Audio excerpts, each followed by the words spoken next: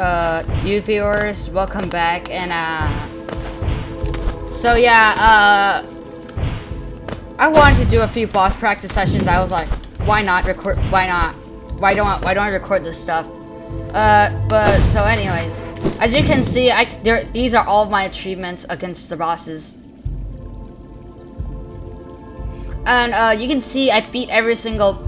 So from here, it shows all the bosses I fought, and the little thing at the bottom. The one at the right-hand corner without a name or anything, just periods. That's a boss I haven't fought, called the Absolute Radiance, and it's really hard to get to her. So I won't be fighting her soon, probably.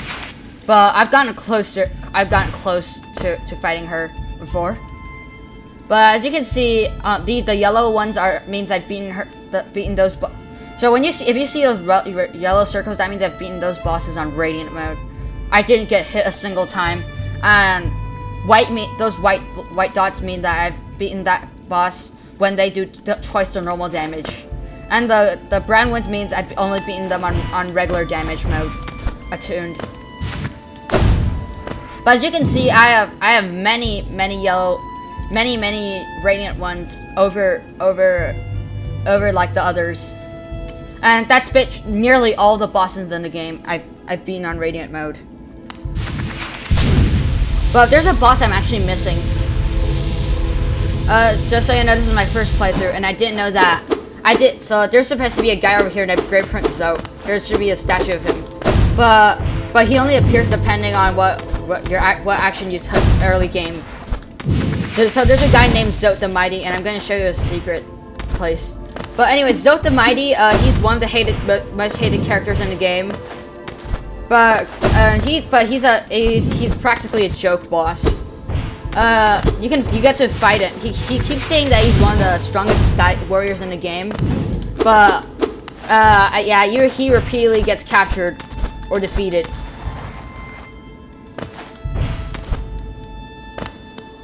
But yeah, anyways, Zote the Mighty.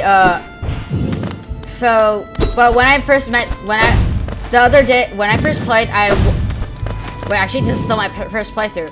So while I was exploring, I walked by him. So like he was getting eaten by a boss named the Vengefly King, all the way back in front. He was captured by the Vengefly King, and but he was screaming very loud, but I didn't hear him for some reason. And then my best friend just told me that I was deaf. So Zote the Mighty, if you save him, then he'll survive, and you get to fight Great Prince Zote, the stronger variant of him. Or if you leave him to die, you'll never fight him. But that means you don't have to fight Great Prince Zote, who is very annoying. So yeah, Zote the Mighty, the reason you should keep him alive is to have a challenge from Great Prince Zote, or you get to beat him up. Because you can actually beat him up in a place called the Colosseum of Fools. I beat all the trials in the Colosseum, and it wasn't easy, except for the second one and the third one. But anyways, do you see that statue over there? That's Zote the Mighty. It's a secret it's a secret fight. Yeah, that's him. He resembles me, doesn't he? But yeah, normally, but in this version he's stronger. Because in this version, so this version of Zote the Mighty can damage you, but the normal version cannot even damage you. His sword is wood. It's an endurance challenge.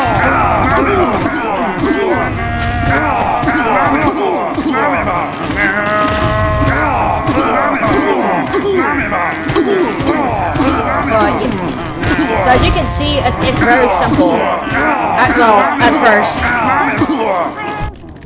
Oh, I took damage there.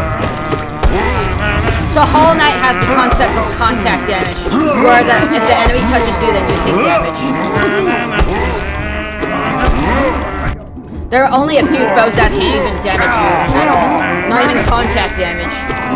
And those enemies are usually the weakest. And unfortunately, I usually keep them alive, but I've accidentally killed a few during that time. So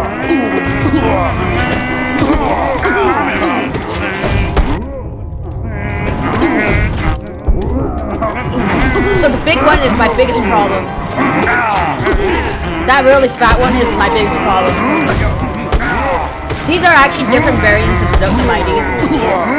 The real ones are the normal version. The ones that resemble, that look exactly like the normal version of this. The one I just did. But this is an endurance challenge and it's difficult, especially if you don't know what you're doing. As you can see, I do not have an idea what I'm doing. There's a kill counter at the bottom, just so you know. 26. That's only half of my. That's only like half of my personal record, which is like 40 something.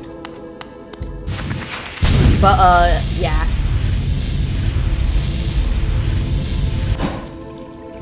So yeah. Anyways, I'm gonna demonstrate a few boss fights. I need to practice for a Pantheon. A Pantheon is literally a boss rush where you gotta fight multiple bosses in a row. But I'm actually practicing for the hardest Pantheon. Pantheon of Hollowness, also known as Pantheon 5. It's the hardest Pantheon in the whole entire game. I have not beaten it before. I've gotten close to the final boss, the Absolute Radiance, which is the only boss I haven't fought in the game. But of course, so I'm gonna show off my favorite boss, the Soul Tyrant, and I'll have to use all my abilities because this is a hard boss, and he's very, very tanky. There's a few things I have to explain later.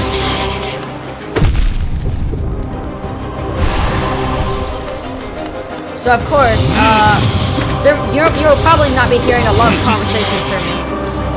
This boss is really tanky, and he randomly teleports everywhere. I'm like the only person that even likes this boss.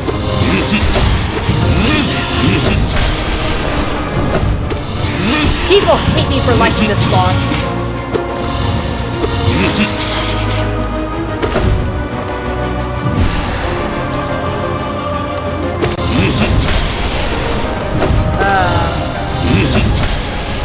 So, it's an intense fight. The only thing that's not fun about it is that he keeps teleporting. Well, most people don't like that part. I personally like it.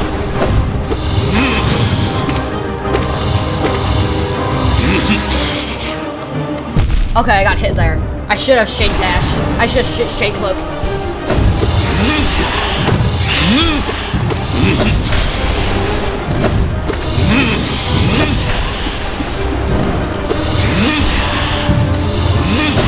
Oh no! That was a miscalculation on my part. A big one. He's one of the bosses I've done on Radiant, and apparently a lot of people have never done that. I beat this man first try on Radiant. But as you can see, I did not do as good as I did in the Radiant mode. So as you can see, he's dead. Except he's not. Phase 2. Intent. He only has 2 attacks in this phase, but it's insanely intense. And it's really hard to hit him in midair. Only good people can do it. See, it's hard. Well, it may look easy, but it's actually very hard.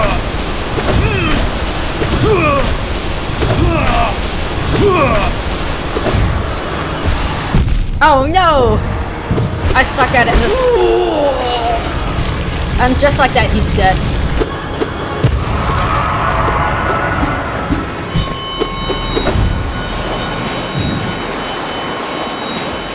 So yeah.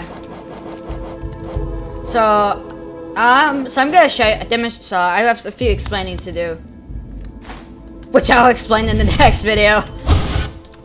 Goodbye.